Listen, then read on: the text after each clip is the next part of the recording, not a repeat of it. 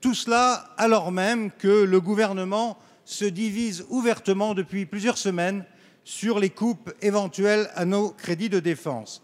Après une série de déclarations contradictoires et souvent ambiguës de différents côtés, y compris de vous-même, Monsieur le Premier ministre, le Président de la République est intervenu hier et, comme toujours, il est intervenu pour louvoyer, tout en annonçant qu'il ne toucherait pas à la loi de programmation militaire qui vient juste d'être votée. Il a mis une condition que je cite, que la trajectoire budgétaire s'accompagne d'une amélioration des conditions de gestion et de nos matériels et de nos projets. J'aurais voulu que François Hollande soit avec nous ces derniers jours à Gao, au Nord Mali, auprès de nos soldats à qui nous voulons rendre hommage et qui doivent vivre dans des conditions extrêmement difficiles, qui doivent utiliser des véhicules qui ont le double de leur âge, qui tombent en panne en permanence et qu'ils ne peuvent même pas réparer dans des abris climatisés. Au risque de nous enliser, François Hollande a engagé la France dans des opérations difficiles. Le budget des opérations extérieures est le triple de ce qui est inscrit dans le budget de la défense. Merci, Monsieur Lelouch. La parole est à Monsieur le Premier ministre.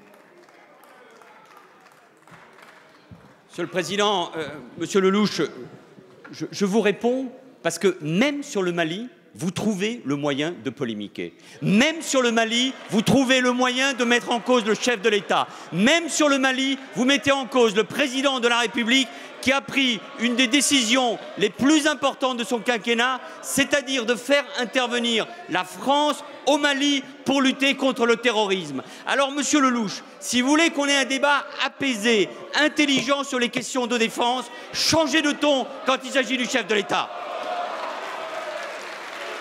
Merci. La parole est à Madame Joëlle Huillier. Merci, Monsieur le Président. Ma question s'adresse à s'il vous plaît. Mes chers collègues, si vous voulez sortir, vous sortez discrètement. Et la parole est à Madame Joëlle Huillier. Merci, Monsieur le Président. Ma question s'adresse à Madame la Secrétaire d'État chargée de la famille, des personnes âgées et de l'autonomie. Notre pays est engagé dans une révolution, celle de l'âge. Alors que les personnes âgées de 60 ans et plus sont aujourd'hui 15 millions, elles devraient être 20 millions en 2030 et près de 24 millions en 2060. C'est une chance pour les Français qui vivent